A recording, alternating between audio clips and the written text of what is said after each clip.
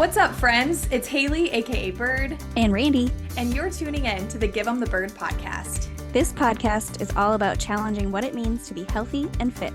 It's about celebrating sustainable behavior change and non-scale victories. And most importantly, it's about giving the bird to the diet industry and societal expectations of body size. Why? Well, because at the end of the day, you have an entire life to live that does not require your body look a certain way. Thanks for tuning in. Now, let's give 'em the bird. Hello, everyone, and welcome back to another episode of Give 'em the Bird.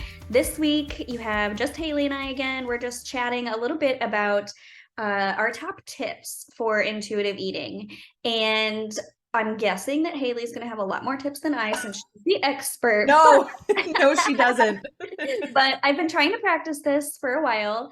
And so I've got some things that hopefully I can add as well. But I would say, Haley, why don't you start us off with what you have found to be most helpful in your intuitive eating journey? Yeah, I love it. I just have to say, when I was thinking of top tips, I was like, shit, Randy's gonna have way better tips than I was like, oh yeah. So yeah, no, taking the expert hat off here. I don't feel like it's so hard to piece it down into tips.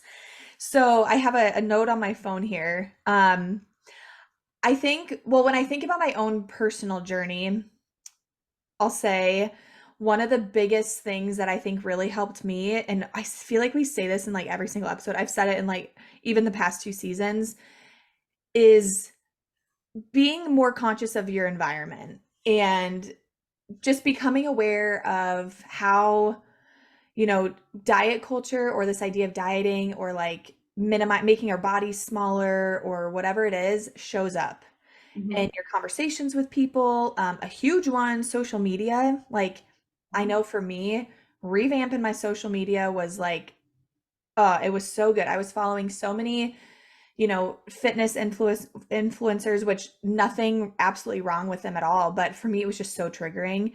So, and even like the media that you're consuming, like I remember the podcast that I was listening to, they weren't necessarily harmful ones, but they were very like focused on gaining muscle and losing fat. And so I started listening to more like intuitive eating based ones. So I think just like surveying your environment, almost doing like an environmental audit can be really, really helpful in showing up or in noticing like, how does this shit even show up in my life? Like that was a big thing for me.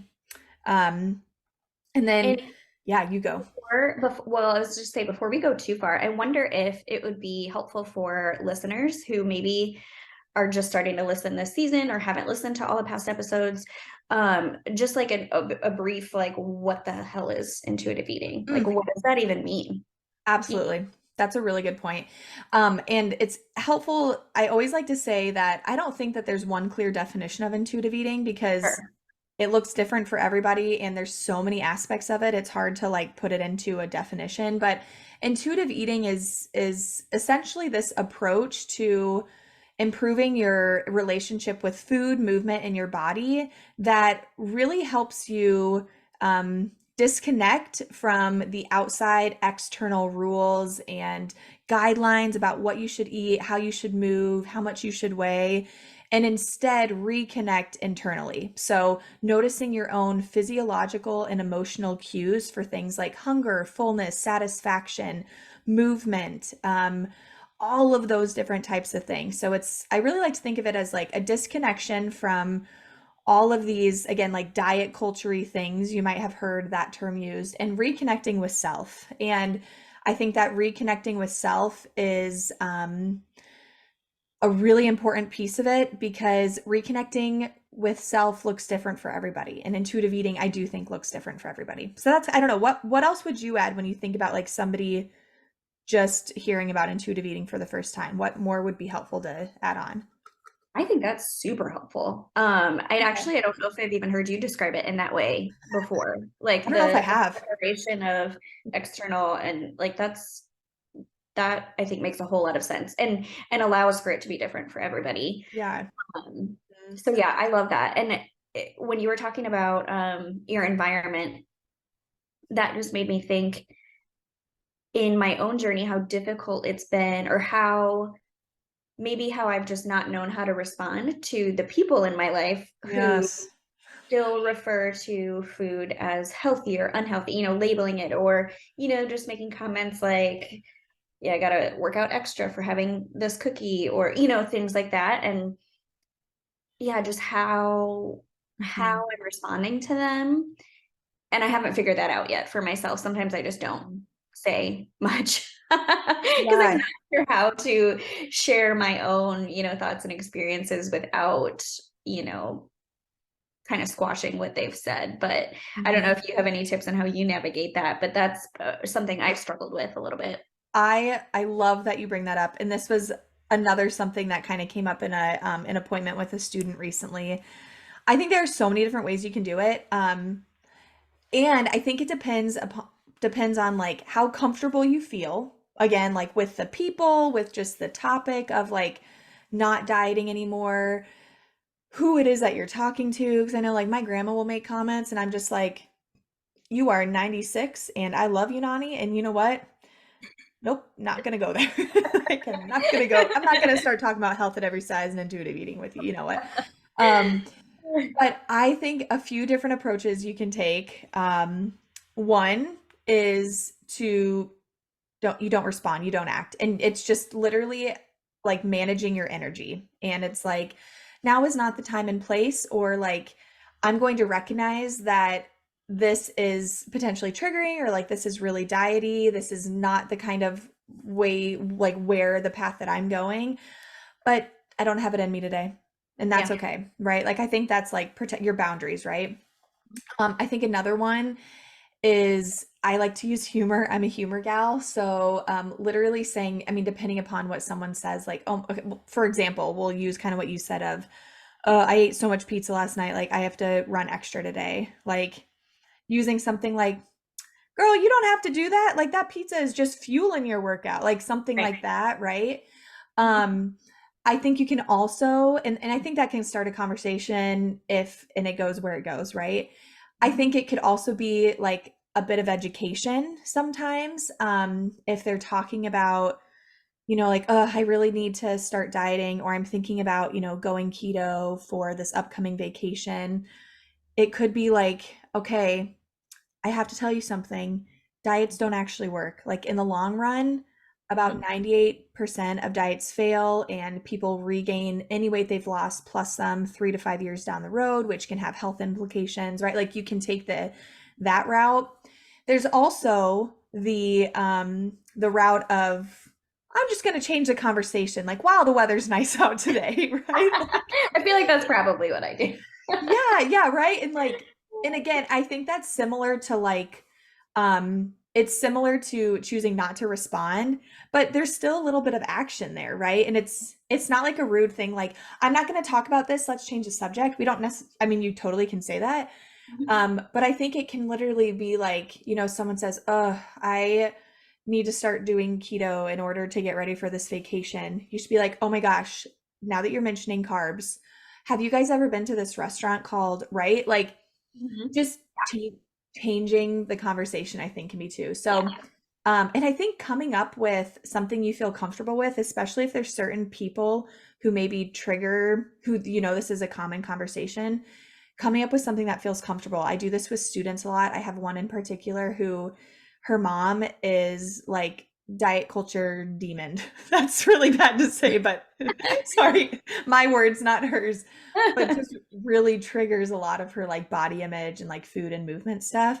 And she has come up with like she has her own phrases that she uses, and it's just like, okay, I'm going to take this note card out of my back pocket and read it. So yeah, but those are some of the tactics that I like to use um, when conversations around that come up.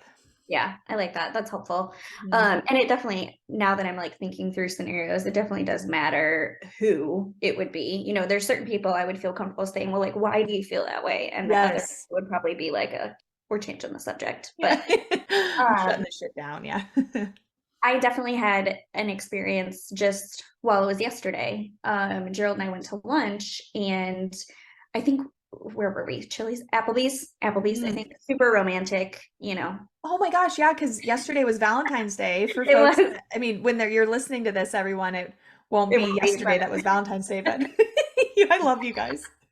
And and I think a lot of places do this, but it's very pronounced on their menu, like calories for everything. Hmm. Um, and I struggled with what I wanted to order Mm. because I went in thinking I just really like a salad sounds really good. Like a big old salad with ranch sounds Mm. amazing to me. And then I got in there and all the salads are like 1,200 calories. And then I was like, do I want a salad? I Mm. don't know. So it was the external, the menu, the friggin' menu was almost making my decision for me instead of myself, like what I Mm. truly wanted. I fought Yes. back and I wanted a salad and I got a friggin' salad. Mm. So, but it took some thinking. I really Yes. struggled with it for a while, like, which pissed me off. I'm like, damn it, I just like, why can't I just order what I want to order, which I ended up doing. But Mm. yeah, it took a while for me to like accept that I'm just going to order something in higher calories because that's what I want. Yeah. It's also kind of funny that like the salad, like it was about the salad, not like a bowl of pasta. It was like the Right. salad, like I know I would have felt like oddly better about it if it was like a pasta or a burger, but I was like, really? it's just like the funniness Salad. of, diet culture says like eat the salad, not the burger. And then it's like actually Yeah, sometimes, exactly. Um, I think that's such a good example of how you noticed what was coming up for you, but you didn't act on it. Like again, thoughts are just thoughts. You didn't act on it and you ate the salad anyways. Like I think that's really And good. honestly, it was partly in rebellion of the thought, like Mhm. I am pissed that like diet culture is making me think this way, so I'm ordering the freaking salad anyway. Mhm. Yeah, and you knew that you wanted it. It's like I knew that I wanted it. It's not like I actually don't freaking want pasta, but I'm gonna shove some pasta in my face to Right. like a big F you. It wasn't that entitlement eating. It was like but I actually want this. So yeah, Randy, that is a GTB moment. We love that. We love that. I love it. Um, were there any top tips that you came up with? I would say the thing that I think is super helpful when we practiced it, when you were helping us kind of learn about this process in GTB Academy, the most helpful thing there that I don't do in practice but want to do more of because I know it's helpful is actually thinking, am I hungry and am I full? Mm, Like actually thinking through that because so much of the time I'm eating because it's breakfast time, lunchtime, or dinner time, not because I'm actually hungry. And then so many other times I'm just eating because I'm finishing my plate and not, I haven't stopped yet because I haven't thought to myself, am I full or mm, not? mhm, Um, and when we went through that exercise in GTB Academy, like the way I was eating changed quite a bit because I was actually paying attention to those things. mhm. So that's something that I think can be super helpful. And I myself need to do more of that. Yeah. Uh, I totally agree with that. And that was kind of one thing I put on my list was start tuning inward.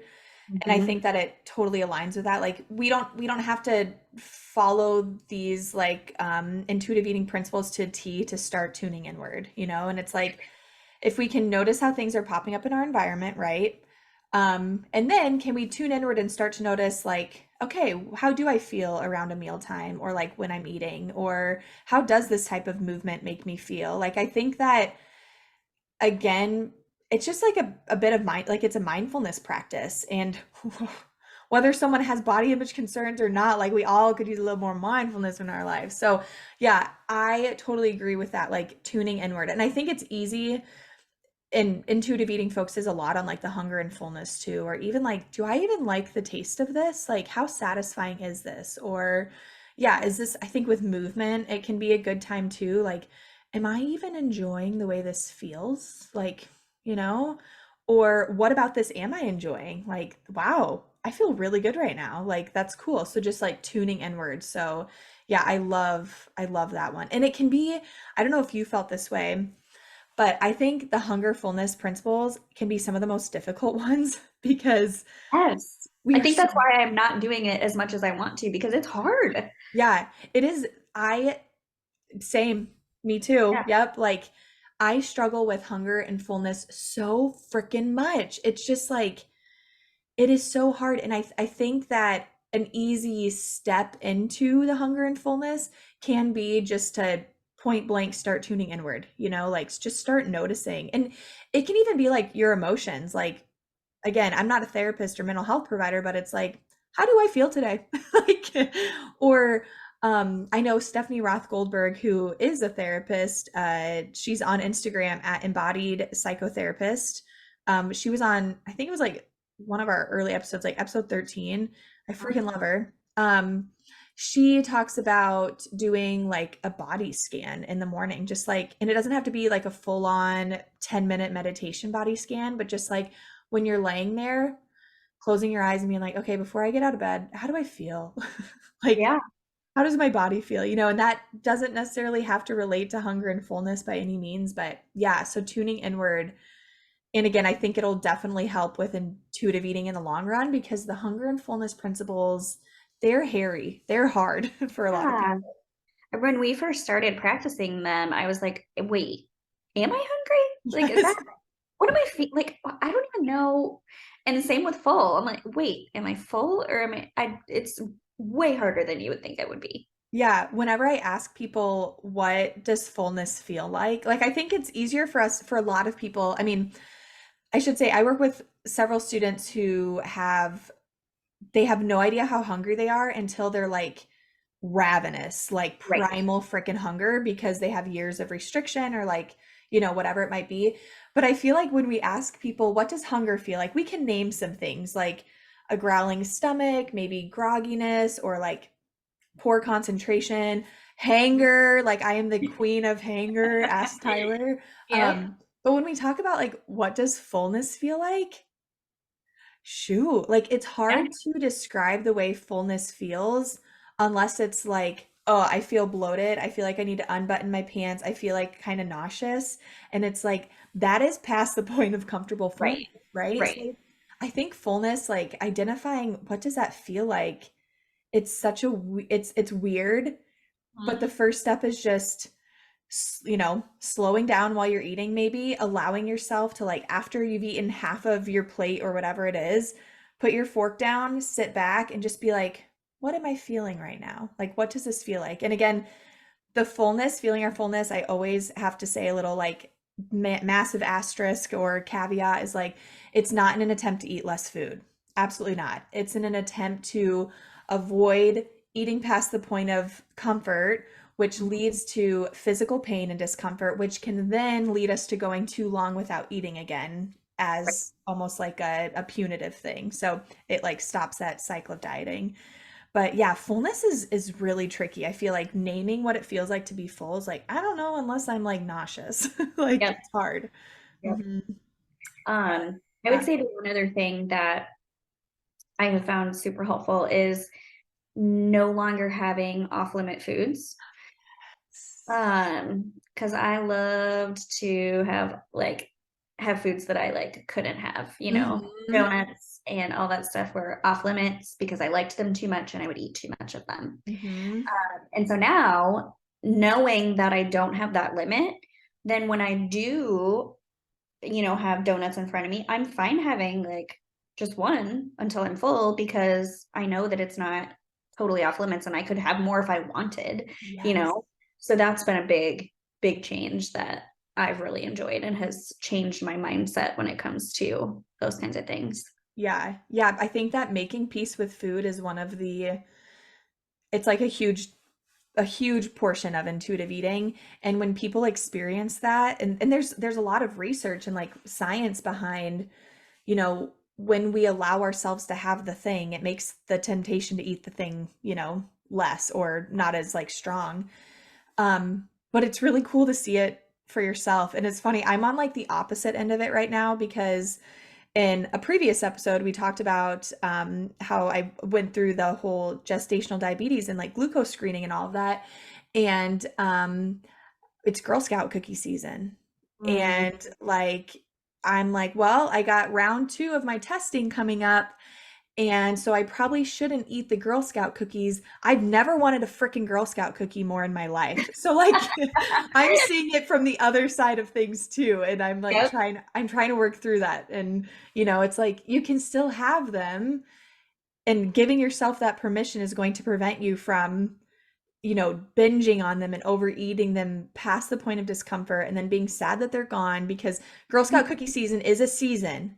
It is one Yes. of those things, like you can't just go to the store and get, a Thin Mint. You can get like something similar, but it ain't the same thing. So yeah, that permission to eat is a big one. Yeah. Another big tip, and you're probably Time gonna out. be Time out. what? What's the Girl Scout cookie of choice? Oh, Randy. Okay. I want to say it like on the count of three. We need to Are we say, gonna fight? I think Samoa's. Oh, nobody likes Samoas as much as I do. No, me! You like Yes, I Samoas? love them. I Randy, we love are the same. Oh my gosh. I have grown to love the lemon ones as well, No but way. Samoas are like the OG, my fave. Okay, those lemon ones, it's so funny. My sister Jessica, so for people that don't know, I have two sisters, Leslie and Jessica, and we're besties.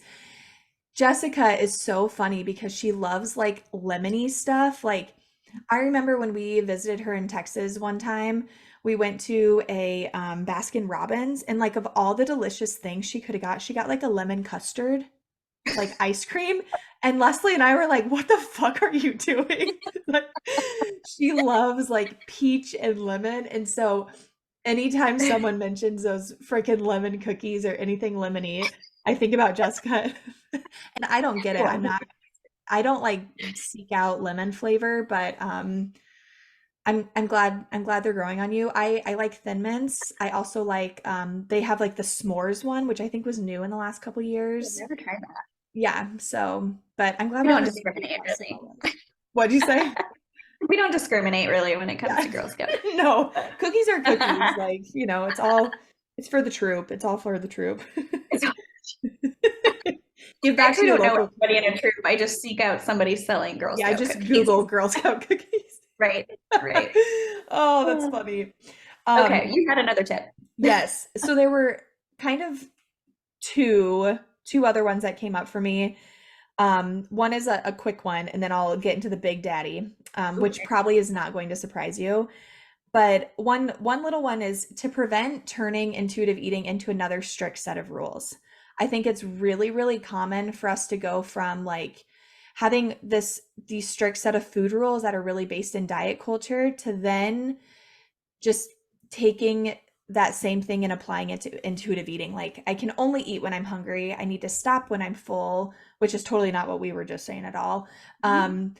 That I can only do movement that puts a smile on my face. I can't challenge my body at all.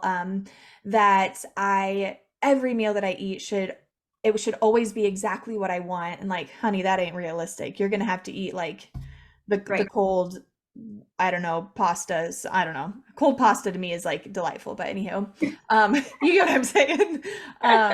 So yeah, I think it's like, and I think we talk about this a lot with like the gray area Huh? is it is not a strict set of rules. Intuitive eating isn't. There are principles and like kind of some guides and some things that can help you, but you are different, and you're different. Everybody is different. And so I think just recognizing that, like, fit it into your life and make it make sense for you, but really prevent taking that same perfectionistic all or nothing mindset that got us stuck in diet culture, prevent taking that into intuitive eating. Like that's I think something. a good example of this you actually posted about on your Instagram a couple weeks ago. You were like, I have this salmon.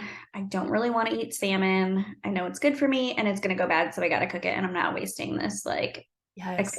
salmon. So I'm going to put it with something I like, which is the pasta, and make it more enjoyable. So I thought Mhm. that was a perfect example of how, you're not turning it into a rule, like I'm not going to eat the salmon because intuitive eating, Right. but making it more enjoyable and flexing a little bit. Yes. Yeah, I forgot about that. Yeah, that was the first time I had eaten salmon all pregnancy because it's been like the one food that has grossed me out. Yeah. but I was like, we're gonna try it. And then I was like, shit, it goes bad tonight. Like, I gotta eat it. I'm not wasting this like $14 slab of salmon. Right. So, yeah. My last tip, and then I want to hear if you have others. Again, this probably is not going to surprise you, Randy, because you did GTB Academy with me. You know that this literally came up every mother loving week. Self-compassion, like practice self-compassion. And that's going to look different at every stage of the journey. For everybody, it's going to be different. But I think going into intuitive eating, knowing this shit's going to be hard, you are going to quote unquote mess up. You're going to quote unquote backslide. Um, Mhm. you're going to have those thoughts that you thought you were over with. And my like one, I always work with people to find like a one liner. And typically it's like, no freaking wonder. No wonder I still have these thoughts. No wonder I still feel like, pasta is a fear food for me. No wonder I still feel like I need to do more exercise if I ate a big meal last night. Like you spent for so many people 20, 30, 40 years steeped in these rules and restriction and like living in this diet culture society, and now we're just starting to make some changes. Like that shit's going to take time. And so I think like self-compassion and just coming back to like not shaming yourself for any of the things is Mhm. huge. And that even means if you notice that like, oh, I am turning intuitive eating into another set of rules, don't judge yourself. Like release the Yep. judgment. It ain't going to help. Like no wonder, because that's all I've ever known. So I think self-compassion is something so important. So freaking important. Mic drop. You can't Mike have that. dropping my Yeti. Dropping my Yeti. Yeah, Yeti no, drop. I agree. That is key. Mm-hmm. Yeah, And I don't do enough of that. I I forget know. too. Most people But don't. yeah. Yeah. Yeah. I know. Most people don't. And I think like it's funny because when I do like check-ins with other therapists who we see, mutual clients, they talk a lot about self-compassion with their clients, and I'm just like, okay, good. So this is as important as I think. And Yeah. obviously I think anybody can talk about the power of self-compassion, and you don't have to be necessarily a therapist to do it, but yeah, just like giving yourself some grace. And that cheesy saying of like we're our own worst critic. We really freaking are. Like Yep. we are assholes to ourselves. So just be a little bit nicer, not judge yourself. So Yeah. yeah. I love it. Did you have any other tips? What other things came up for you? I think we kind of covered most of the things that I like at least try to keep in my mind on the daily when I'm trying to practice this. So it's hard. It is. It's not like when I know when I first started, I was like, this is gonna be so easy. I just get rid of all the rules and I just don't really think about it. And I just eat when I'm hungry and stop when I'm full. Like that's it. It is a lot harder than that. I know. And I think too that we go into it feeling like, and maybe this is kind of how it looks on social media too, I would say. Like, I think this really influences it. Like, I'm going to become an intuitive eater and it's going to be rainbows and butterflies. Like, life is going to be so hunky dory. And then it's like, newsflash, it's actually going to suck a little bit more before it gets better. Right. 100%. You're going to struggle a lot. Yeah. So, but But worth hopefully those tips can, I mean, help anybody who might be struggling with intuitive eating, or thinking about getting started, or just interested in learning more. I feel like that was like a good umbrella overview of some of like the really, really big tenets of intuitive eating. So Yeah. Do you have, I know there's the intuitive eating book, but do you have other good resources that you recommend for people who want to learn more? yeah, there are a lot of books out there. I haven't read all of them, but yeah, the Intuitive Eating fourth edition, I would say like without a doubt, go pick up that bad boy. That's like the Intuitive Eating Bible. A lot of great podcasts out there. Um, I'm probably gonna butcher the names of some, but that can be something I can drop in the show notes, like some Oh yeah. recommendations of other podcasts too, that really focus like pretty heavily on intuitive eating. Like one, and for example, is like there's one called the Satisfaction Factor Pod, I think, or something like that. I haven't listened to it, but we follow them on Instagram and I like their stuff. Um, Another one is What the Actual Fork podcast. Yeah, it's two Amazing. dietitians, and I think one of them is both a dietitian and personal trainer, so that's a good one. Christy Harrison's Food Psych is a huge one. I don't know if she's as active. I know she took a break because she was publishing her second book, which is called, I think, like The Wellness Diet. I pre-ordered it. It's supposed to come like right around my due date, so I know what I'm going to Ooh, be doing sure. besides, caring for a newborn. So yeah, Christy Harrison's a good one too, Food Psych. But yeah, there's so many. The SociEATy, but it's spelled like, SociEATy. Yeah. yeah, has like the Yeah, yeah, yeah. EAT. I think her name is like Colleen Christensen, potentially. I, again, never listened to the podcast, follow her on Instagram, but I know several people that have recommended it too. Like, they say that it's really good. Um, but yeah, definitely when it comes to books, like pick yourself up a copy of the fourth edition Intuitive Eating. I think you can get it on Amazon for like 12 something. Obviously, you can probably find it in a local bookstore for a few more dollars, so you can feel like a little bit better about consuming, consuming it there. But yeah, I'll go ahead and drop some links in the show notes. So check out the show notes for some more recommendations. Awesome. Cool. Well, thanks everyone for joining us for this. We hope that it was helpful. If you have been practicing intuitive eating or you have other tips that you would like to share, let us know. You can DM us on Instagram at Give 'em the Bird Podcast. You can send us a carrier pigeon. You can snail mail us or shoot us an email. I like how I went from Instagram to carrier pigeon. Like Right. there's a lot of like, more gray area mediums. Yeah, let us know what other tips you might have, or just how you're feeling about intuitive eating in general. Thanks for tuning in to the Give 'em the Bird podcast. If you're enjoying the podcast, head on over to Apple iTunes or Spotify and rate, review, and subscribe. Be sure to follow us on Instagram at Give 'em the Bird podcast to stay up to date with all things GTB. We'll see you back here next week for another episode, but in the meantime, go give 'em the bird.